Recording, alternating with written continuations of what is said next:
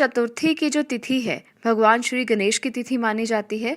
हमारे हिंदू धर्म ग्रंथों के अनुसार श्री गणेश की कृपा प्राप्ति से जीवन के सभी असंभव कार्य भी संभव हो जाते हैं। अमावस्या के बाद आने वाली शुक्ल पक्ष की चतुर्थी को विनायक चतुर्थी कहते हैं। पुराणों के अनुसार शुक्ल पक्ष की चतुर्थी को विनायकी और कृष्ण पक्ष की चतुर्थी को संकष्टी चतुर्थी कहा जाता है। कई स्थानों पर विनायक चतुर्थी को वरद विनायक भी कहा जाता है।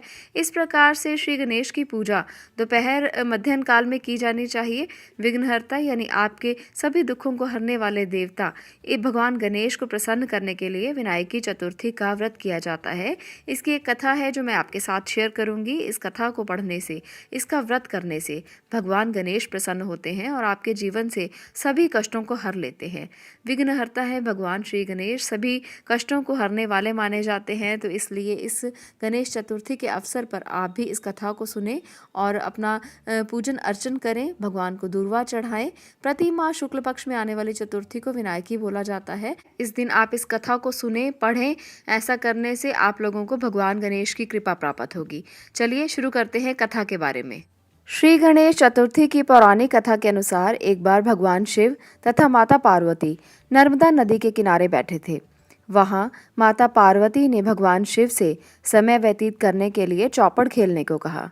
शिव चौपड़ खेलने के लिए तैयार हो गए, परंतु इस खेल में हार जीत का फैसला कौन करेगा, ये प्रश्न उनके समक्ष उठा।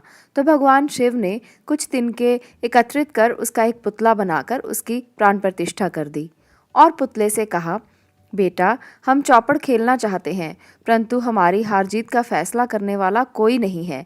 इसलिए तुम बताना कि हम दोनों में से कौन हारा और कौन जीता। उसके बाद भगवान शिव और माता पार्वती का चौपड़ खेल शुरू हो गया। ये खेल 3 बार खेला गया और संजोग से तीनों बार माँ पार्वती ही जीती। खेल समाप्त होने के बाद बालक से हार जीत का फैसला करने के लिए कहा गया तो उस बालक ने महादेव को विजयी बता दिया।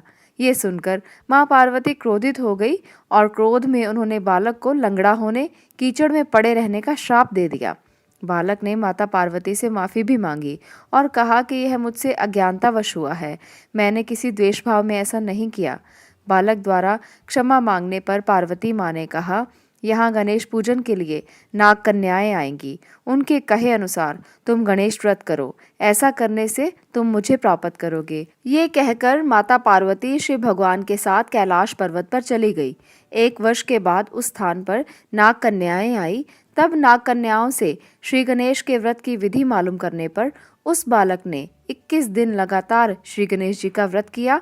उसकी श्रद्धा से गणेश भगवान प्रसन्न हुए और उन्होंने बालक को मनोवांछित फल मांगने के लिए कहा।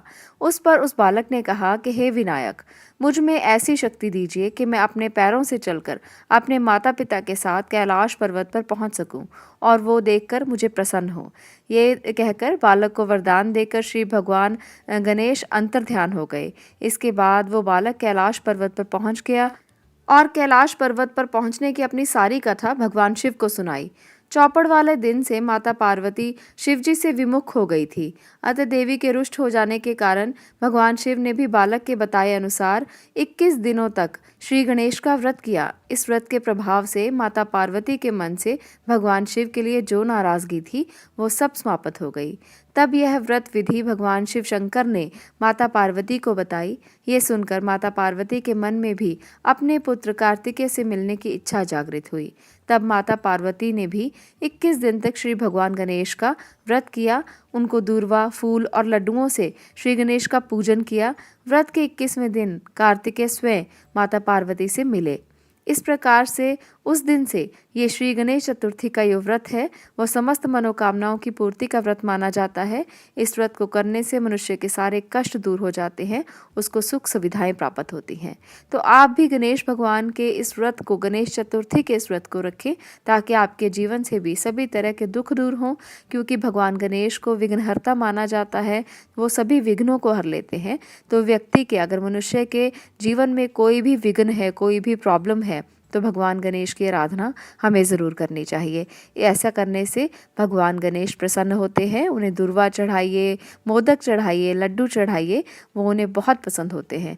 और ऐसा माना जाता है कि भगवान गणेश की इस दिन उपासना करने से घर में सुख समृद्धि, धन दौलत, आर्थिक संपन्नता के साथ साथ ज्ञान और बुद्धि की भी प्राप्ति होती है।